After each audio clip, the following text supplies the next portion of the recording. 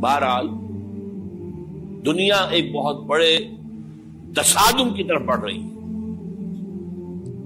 اب میں اس سے اگلی بات جو کہنا چاہتا ہوں اس کے لیے پہلے سے معذرت کریں. خوشخبری میں نے دی ہے تو بدخبری بھی مجھے دی.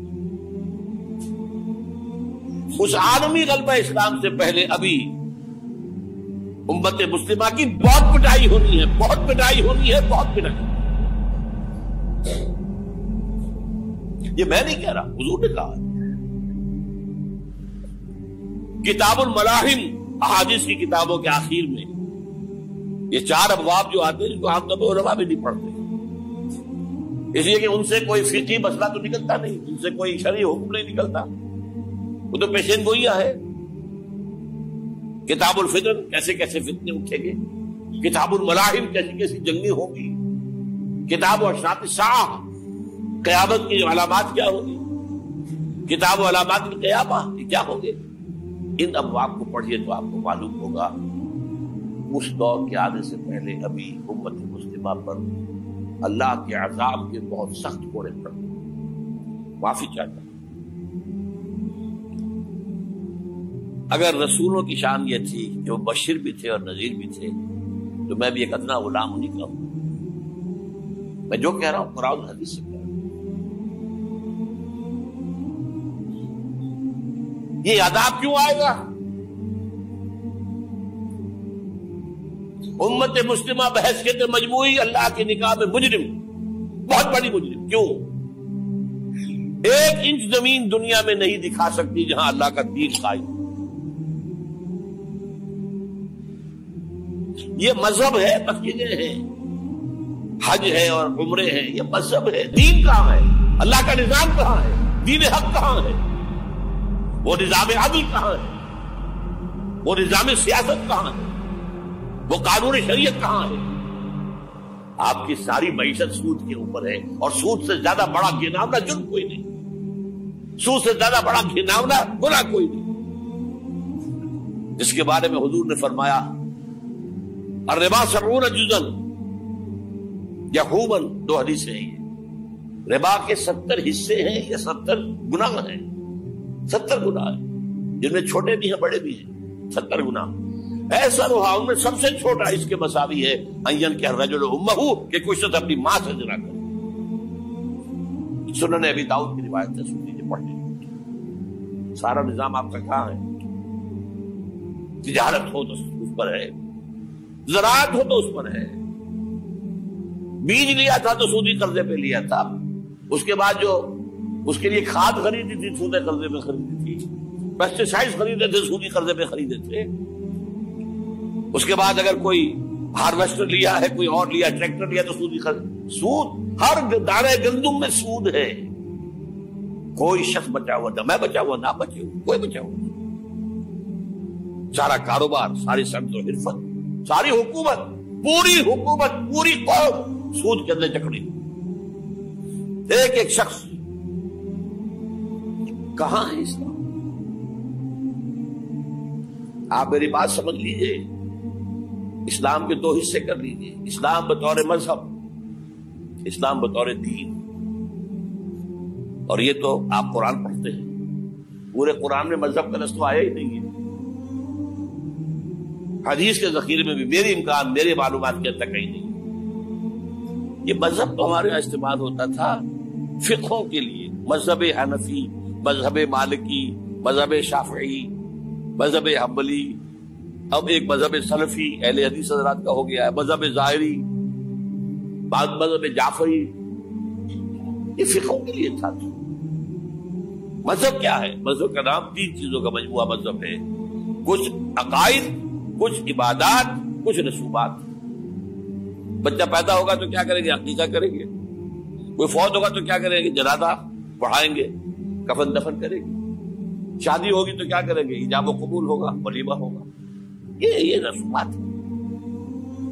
دین یہ نہیں ہے. دین ہے اللہ کا دین، اللہ کا نظام، اللہ کا قانون. وَمَن لَّمْ يَحْكُم بِمَا أَنزَلَ اللَّهُ فَأُولَٰئِكَ هُمُ الْكَافِرُونَ. جو اللہ کی اتاری ہوئی شریعت کے مطابق فیصلے نہ کرے وہی تو کافر ہے. میں اور آپ کون ہیں؟ برا نہ مانیے. فیس دی فیکٹس.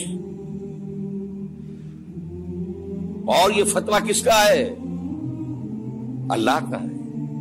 وَمَن لَّمْ يَحْكُم بِمَا أَنزَلَ اللَّهُ فَأُولَٰئِكَ هُمُ الْكَافِرُونَ وَمَن لَّمْ يَحْكُم بِمَا أَنزَلَ اللَّهُ فَأُولَٰئِكَ هُمُ الظَّالِمُونَ وَمَن لَّمْ يَحْكُم بِمَا أَنزَلَ اللَّهُ فَأُولَٰئِكَ هُمُ الْفَاسِقُونَ. 3 فتوے ہیں اس مفتی اعظم کے جو ہماری اتاری ہوئی شریعت کے مطابق فیصلے نہیں کرتے. وہی تو کافر ہے, وہی تو مشرک ہے, وہی تو فاسق ہے, ناہنجار ہے, باغی. یہ ہے امت مسلمہ کا حال. اب میں یہاں آپ کو اختصار سے بیان کرتا ہوں حضور کا طریقے انقلاب کیا تھا. اختصار تفصیل سے کتابوں میں دیکھیے. نمبر 1, دعوت ایمان بذریعہ قرآن. یتلو علیہم آیاتہ. آج جمعے میں نے اسی آیت پر تقریر کی. تلاوت آیات, قرآن پڑھ کے سناؤ, قرآن پڑھ کے سناؤ, قرآن پڑھ کے سناؤ. کہہ دو وہی تو ہے جس نے تم کو پیدا کیا اور تمہارے کان اور آنکھیں اور دل بنائے, مگر تم کم ہی احسان مانتے ہو. کہہ دو کہ وہی ہے جس نے تم کو زمین میں پھیلایا اور اسی کے روبرو تم جمع کیے جاؤ گے. کیا یہ کسی کے پیدا کیے بغیر ہی پیدا ہو گئے, یا یہ اپنے آپ کو خود پیدا کرنے والے ہیں, یا انہوں نے آسمانوں اور زمین کو پیدا کیا ہے؟ نہیں, بلکہ یہ یقین ہی نہیں رکھتے. تو کیا ہم پہلی بار پیدا کر کے تھک گئے؟ نہیں, بلکہ یہ اثر نو پیدا کرنے کے بارے میں شک میں پڑے ہوئے ہیں. اور ہم ہی نے انسان کو پیدا کیا ہے, اور جو خیالات اس کے دل میں گزرتے ہیں ہم ان کو جانتے ہیں, اور ہم تو رگ جان سے بھی زیادہ اس کے قریب ہیں. اور کافر انسان کہتا ہے کہ جب میں مر جاؤں گا تو کیا زندہ کر کے نکالا جاؤں گا؟ کیا ایسا انسان یاد نہیں کرتا کہ ہم نے اس کو پہلے بھی تو پیدا کیا تھا جبکہ وہ کچھ بھی چیز نہ تھا؟ جو تمہارے پروردگار کی قسم, ہم ان کو جمع کریں گے اور شیطانوں کو بھی, پھر ان سب کو جہنم کے گرد حاضر کریں گے اور وہ گھٹنوں پر گرے ہوئے ہوں گے. وہی زندہ کو مردے سے نکالتا ہے اور وہی مردے کو زندہ سے نکالتا ہے, اور وہی زمین کو اس کے مرنے کے بعد زندہ کرتا ہے, اور اسی طرح تم دوبارہ زمین میں سے نکالے جاؤ گے. اور اسی کی نشانیوں میں سے ہے کہ اس نے تمہیں مٹی سے پیدا کیا, پھر اب تم انسان ہو کر جا بجا پھیل رہے ہو. اس قرآن کے ذریعے سے دلوں میں ایمان پیدا ہو, یقین والا ایمان. دیکھیے, برا نہ مانے, مغالطے میں نہ رہیے. میرے اور آپ کے دلوں میں ایمان نہیں ہے, عقیدہ ہے. عقیدہ ہے, والدین سے ملا ہے. یقین والا ایمان کہاں ہے؟ اپنے گریبان میں جھانکیے, اللہ آپ کو توفیق دے. کیا مجھے واقعی یقین ہے کہ مجھے مرنے کے بعد جی اٹھنا ہے؟ کیا مجھے یہ واقعی یقین ہے کہ اصل زندگی آخرت کی زندگی ہے؟ کیا مجھے واقعی یقین ہے کہ قرآن اللہ کا کلام ہے؟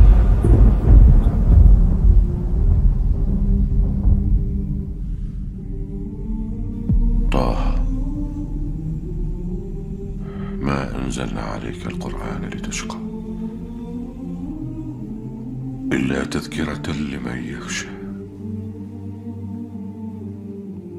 تنزيلا ممن خلق الأرض والسماوات العلى الرحمن على العرش استوى له ما في السماوات وما في الأرض وما بينهما وما تحت الثرى وأن تجهر بالقول فإنه يعلم السر وأخفى الله لا إله إلا هو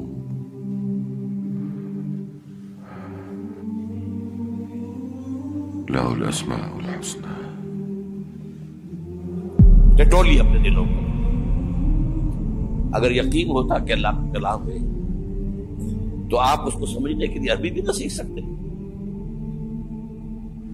انگریزی آپ پڑھیں, اور پڑھی آپ نے ایسی کہ انگریزوں کو پڑھا دے. کیا نہیں کیا, پی ایچ ڈیز کر رہے ہیں, کون کون سے فنون نہیں سیکھے, ڈاکٹر. اتنی عربی نہیں سیکھی دعویٰ ہے کہ تمہارا یقین تھا میری کتاب پر، اللہ پوچھے گا تمہارا سلوک کیا تھا میری کتاب کے ساتھ، تم نے پڑھا اس کو، سمجھا اسے سمجھنے کے لیے عربی سیکھی؟ نہیں، تو تم جھوٹ بول رہے ہو، تمہارا کوئی ایمان نہیں تھا میری کتاب پر۔ ما آمن بالقرآن من استحل محارمہ، جنہوں نے سود کو اپنے پورے نظام کی جڑ بنیاد بنایا ہو، ان کا ایمان کوئی ہے اللہ پر؟ حضور فرماتے ہیں کہ جس شخص نے حرام کسی شے کو اپنے لیے حلال کر لیا اس کا کوئی ایمان نہیں۔ دوبارہ آج بھی کرنا ہے تو دوبارہ ایمان پیدا کرنا ہوگا، ایمان، عقیدہ نہیں، ایمان، صرف لپ سروس نہیں، اقرار باللسان نہیں، تصدیق بالقلب۔ جو لوگ آئے جن کے دلوں میں ایمان پیدا ہوا پھر ان کا تزکیہ کیا، تطہیر فکر، تصفیہ قلب، تجلیہ روح، تزکیہ نفس، اندر کا باطن دھو دیا قرآن۔ جو بجاں در رفت جان دیگر شمس، جان چو دیگر شد جان دیگر شمس۔ یہ قرآن جب کسی انسان کے اندر اتر جاتا ہے، اس کے اندر کی مکمل اوور ہالنگ، مکمل صفائی،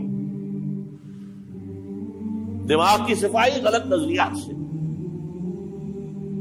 دل کی صفائی غلط نیتوں سے، غلط ارادوں سے،